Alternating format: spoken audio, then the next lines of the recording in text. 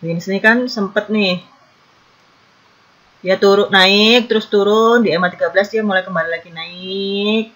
Terus turun lagi ke EMA 50 baru dia naik lagi tinggi. Jadi memang saham-saham itu kan nggak terus-terusan naik kan gitu. Ada saatnya dia juga koreksi untuk kembali mengumpulkan kekuatan, terus nanti naik lagi tinggi. Gitu. Prinsipnya itu sih. Jadi garis 2 ini juga bisa berfungsi sebagai support. Kalau EMA 13-nya nggak kuat nahan, ya jebolnya ke EMA 50 gitu. Kalau dia jebol di bawah EMA 50, kalau mamsis biarin aja, buang aja. Kita tunggu atau kita cari saham yang lain gitu. Apa nggak mungkin kalau dia mantul di EMA 5? Bisa aja, kalau naiknya kuat banget, bisa. Coba kita cari ya, saham-saham yang nggak sampai EMA 513 udah mantul. Coba kita cari, kita pasang dulu EMA 5-nya ya. Nih diisi 5. Mau warna apa nih? Biru aja kali ya. Oke. Nah, nih yang koreksi kali ini di sini dia udah mantul, ya kan? Terus saham ini nih, saham Jaya nih juga.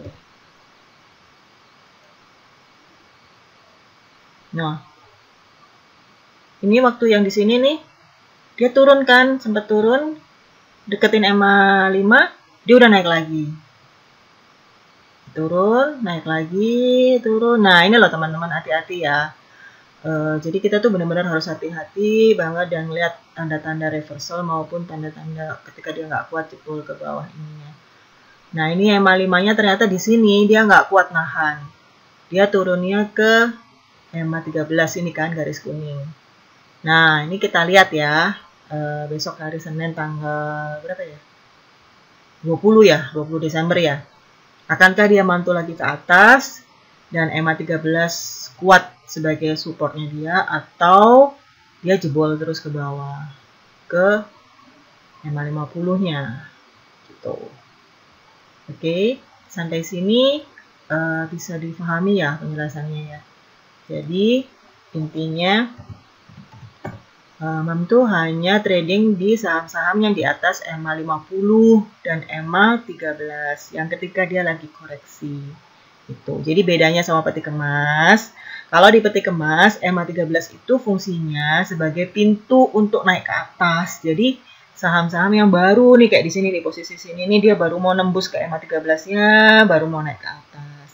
Nah, bedanya apa? Kalau Mam itu makanya saham-saham yang udah di atas terus dia lagi koreksi. Di sini EMA 13-nya berfungsi sebagai bantalannya atau supportnya untuk kembali naik lagi tinggi ke atas. Itu ya. Bisa dipahami ya bedanya ya. Fungsi EMA 13-nya itu yang satu sebagai pintu untuk naik ke atas.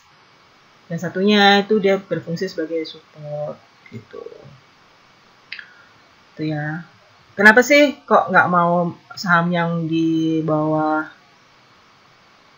EMA 50 nih, Mam kasih tahu coba ya salah satu contoh. Nah ini.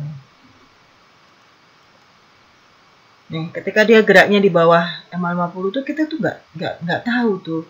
Saya terutama ya, saya tuh nggak tahu ini mau kemana dia tuh kan, gerakannya nggak ngerti gitu. Coba lihat, ini beberapa kali dia butuh beberapa kali untuk nyoba nembus ke EMA 50-nya. Percobaan pertama, ternyata ini yang di break EMA 50-nya hanya tail-nya aja nih, bukan ekor ya, hanya ininya aja nih, sumbunya aja.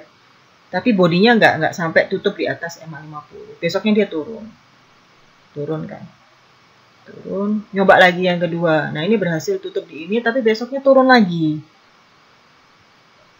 Jadi intinya itu butuh beberapa kali untuk dia jebolin ini dan bermain di atas. Nah, kalau kayak gini, Mam untuk akan masuk ke saham ini kalau dia benar-benar mainnya udah stabil di atas EMA 50. Kalau masih di bawah gini, skip dulu sih biasanya.